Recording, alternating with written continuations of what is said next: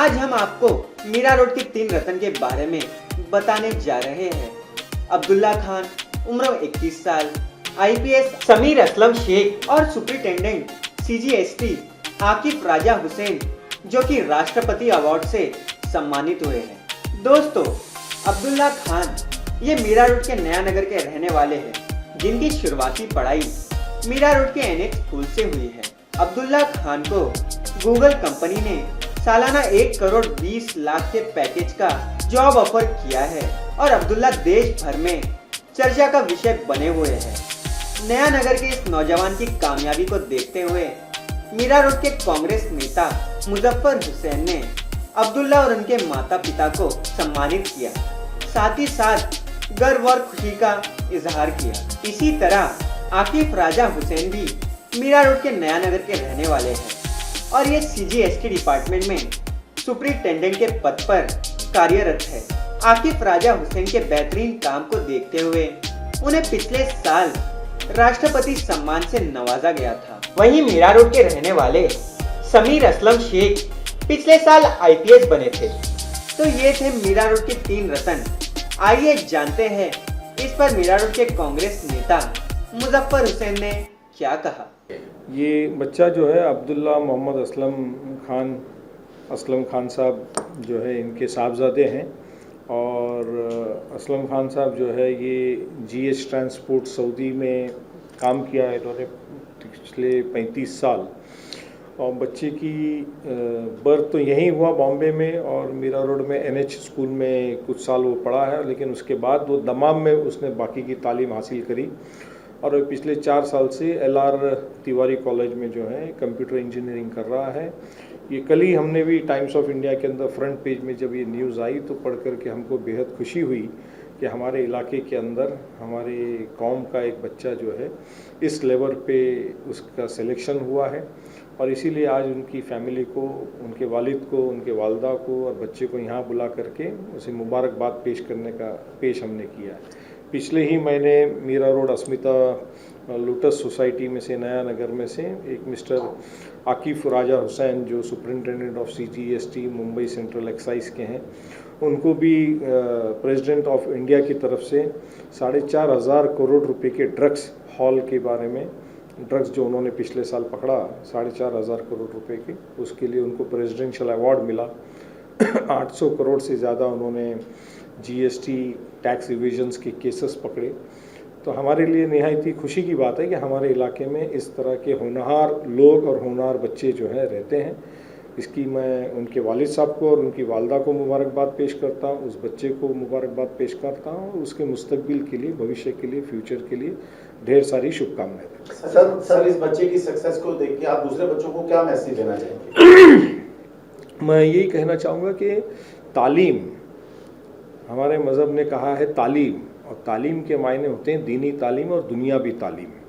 यही हमको दुनिया में जो है ताकत दिला सकती है और प्रोग्रेस की तरफ ले जा सकती है। सर, जैसा कि आप ये बच्चा जो है अब्दुल्ला नया नगर का है, नया नगर में उसकी परवरिश हुई, पढ़ाई भी यहाँ करता है। आप यहाँ के एक ऐसे नेता हैं जो नया नगर में ही रहते हैं। नया नगर की निगेटिविटी बहुत ज़्यादा दिखाई जाती है। आज ये एक बहुत बड़ी बात है कि गूगल जैसी कंपनी ने इनको ढूंढ के अपने पास बुलाया और उनको एक जॉब ऑफर दिया और एक अच्छा पैकेज। आप as a politician, as a नेता, एज ए शहर के जो आप अच्छे बुरे कामों को देखते हो, आप इसको किस तरह से देखते हो और क्या आप यहाँ के उन बच्चों को मैसेज दोगे कि ये देखो, ये जो बच्चा है ये जो कर सकता है वो आप भी कर सकते हैं? देखिए, पूरे मीरा भाईंदर शहर के डेवलपमेंट को जो नॉर्मली लोगों को क्या लगता है कि भाई डेवलपमेंट बोलो तो क्या, हमने जब इस शहर की डेवलपमेंट प्लान मीरा भाईंदर का मैंने जब बनाया पिछले 1991 में, जब मैं पहली बार कॉरपोरेटर बना, तो उसमें 40% एजुकेशनल इंस्टीट्यूट्स के लिए हमने रिजर्वेशन कराई। अगर आज ये बच्चा एलआर कॉलेज ऑफ इंजीनियरिंग में पढ़ रहा है तो कॉलेज जगह पे नहीं होता अगर तो रिजर्वेशन नहीं होता। आज आपकी मालूमात के लिए बताता हूँ, एलोन मीरा रोड से 50 बच्चे अमेरिका में पढ़ रहे हैं। 50 में से 12 बच्चे तो बॉस्टन में पढ़ रहे हैं, बॉस्टन में। 50 बच्चे आज अमेरिका में पढ़ रहे हैं। मोर देन 200 स्टूडेंट्स, जो लाइब्रेरी हमने बनाई महात्मा गांधी लाइब्रेरी, वहाँ से चार्टर्ड अकाउंटेंट, डॉक्टर और प्रोफेशनल बन के पिछले सिर्फ 8-10 साल में निकले हैं। मोर देन 200, और उसमें से मेरे ख्याल से मोर देन 60-70 बच्चे जो है अमेरिका में जॉब कर रहे हैं, जो लाइब्रेरी हमने 20,000 स्क्वायर फीट की बनाई। तो बच्चों को कहना कि भाई तुम एजुकेशन प्राप्त करो, लेकिन रोल मॉडल जो होता है सोसाइटी के को जो मैनेज करता है, देखता है, रास्ता दिखाता है, ये उसका काम होता है। दृष्टि उसके पास होना चाहिए, विजन होना चाहिए कि ये इंफ्रास्ट्रक्चर की ज़रूरत है। एजुकेशन, अगर एजुकेशन का इंफ्रास्ट्रक्चर नहीं होगा तो ये बच्चे कैसे पढ़ेंगे लिखेंगे। तो मुझे तो निहायत ही खुशी होती है कि जब मैं देखता हूँ कि हमारे इलाके के, मीरा भाईंदर के हज़ारों, लाखों और सैकड़ों बच्चे जो हैं फॉरेन में पढ़ रहे हैं, विदेश में पढ़ रहे हैं, एम्प्लॉयमेंट कर रहे हैं। तो मुझे तो बहुत खुशी मिलती है। कई लोग मुझे व्हाट्सएप पे, फेसबुक के ऊपर मैसेजेस भिजवाते रहते हैं कि सर आपने लाइब्रेरी बनाई तभी हमने ये पढ़ा। कई बच्चे मुझे मैसेज भेजते हैं कि सर आपने मेरी स्कूल की फ़ीस भरी थी इसलिए मैं आगे पढ़ पाया। तो एजुकेशन एक ऐसी चीज़ है जो आदमी की ज़िंदगी को निखारता है, संवारता है।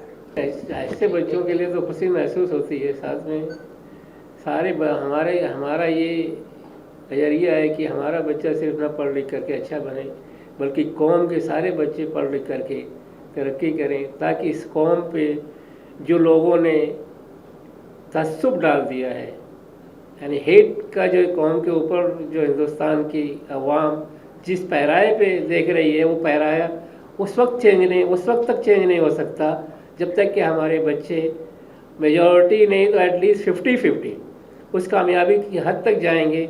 लेकिन तसुब की वजह से कुछ बच्चों की जो टैलेंट होते हैं वो बढ़ नहीं पाते। इसकी यहाँ की हुकूमत के या यहाँ के जो लोग हैं, मतलब सरकारी दफ्तरों में, जो उनको नेगलेक्ट करते हैं, ये नेग्लिजेंसी नहीं होना चाहिए। हिंदुस्तान एक ऐसा मुल्क है जिसको सेकुलर कहा जाता है, तो सेकुलरिटी की बुनियाद पे जस्टिस होना चाहिए। और जस्टिस जब बच्चे जब भी कामयाब होंगे किसी भी कौम के, जब तक कि उनके साथ जस्टिस न किया जाए।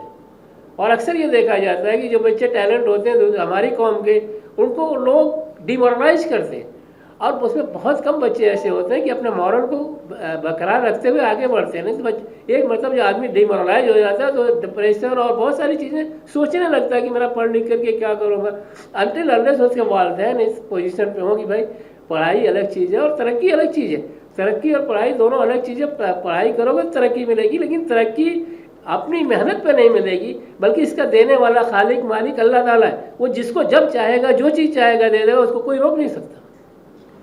अब्दुल्ला की कामयाबी का सर अब्दुल्ला के सर उसने मेहनत किया अपने दोस्तों के साथ रह के, और इसका मेन चीज़ अब्दुल्ला ने मेहनत किया, लेकिन इसको देने वाला अल्लाह ताला है। तो जो भी काबिलियत, जो भी उसकी जहनियत या जो भी उसको काबिलियत दी, अल्लाह ताला ने दी। Thank you.